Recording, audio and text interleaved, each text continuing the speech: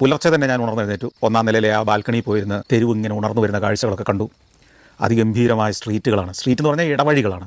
ആ ഇടവഴികളുടെ സൗന്ദര്യം, ബൊഗൈൻ വില്ലകൾ പൂത്തു നിൽക്കുന്ന ആ തെരുവുകൾ, ഇടത്തെരുവുകൾ, അതിൻ്റെ ഓരത്തെ ഒരേ നിറമുള്ള കെട്ടിടങ്ങൾ, സുന്ദരമായ കാഴ്ച. ഒരു സ്വർഗ്ഗത്തിലെത്തിയ പോലെ നമുക്ക് ഫീൽ തരുന്ന സ്ഥലം. പക്ഷേ ഈ കാഴ്ച കണ്ടുകൂടെ നിൽക്കാൻ നേരമില്ല. നമുക്കിന്ന് മറ്റൊരു ദ്വീപിലേക്ക് പോകണം. അപ്പം 7:30 ആയപ്പോഴത്തേക്ക് ഞാൻ റെഡിയായി. ബ്രേക്ക്ഫാസ്റ്റ് ഒന്നും കിട്ടാൻ മാർഗ്ഗമില്ല, ഭക്ഷണമൊന്നും അവിടെ ഇല്ല. കിടക്കാം. ഇറങ്ങിപ്പോകുമ്പോൾ താക്കോല് ആ ഡോറെ തന്നെ വെച്ചിട്ട് പോന്നാൽ മതി എന്നാണ് ഉടമസ്ഥൻ പറഞ്ഞിരിക്കുന്നത്. ഞാൻ ബാഗൊക്കെ എടുത്ത് പുറത്തിറങ്ങി, പൂട്ടി താക്കോല് ആ ഡോറിൽ തന്നെ വെച്ചിട്ട് ഞാൻ പുറത്തിറങ്ങി. ഒരു വീട് പൂട്ടി താക്കോൽ അത് തന്നെ വെച്ചാൽ മതി, നാട്ടുകാരൊന്നും ഉപദ്രവിക്കില്ല, ആരും വന്ന് അവിടെ പ്രശ്നം ഉണ്ടാക്കില്ല, അവർക്കെല്ലാവരും വിശ്വാസമാണ്. ഞാൻ തെരുവിലൂടെ ഇറങ്ങി നടന്നു. എനിക്കറിയാം ഇപ്പോൾ പുറത്തേക്ക് പോകേണ്ട വഴി ഏകദേശം മനസ്സിലായിട്ടുണ്ട്. അങ്ങനെ നടന്ന് ഞാൻ മെയിൻ റോഡിലെത്തി.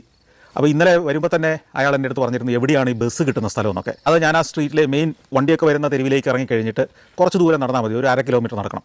അങ്ങനെ നടന്ന് ഞാൻ ഈ ബസ് സ്റ്റോപ്പ് എന്ന് പറഞ്ഞ ആ സ്ഥലത്തെത്തി. കുറച്ച് കടകളും പീടികളൊക്കെ ഉണ്ട്. വഴിയരികിൽ പച്ചക്കറിയൊക്കെ വിൽക്കാൻ നടക്കുന്ന ചില ആളുകൾ പച്ചക്കറി വിൽപ്പന തുടങ്ങിയിട്ടുണ്ട്. ഞാൻ അങ്ങനെ കാത്തു നിന്നു.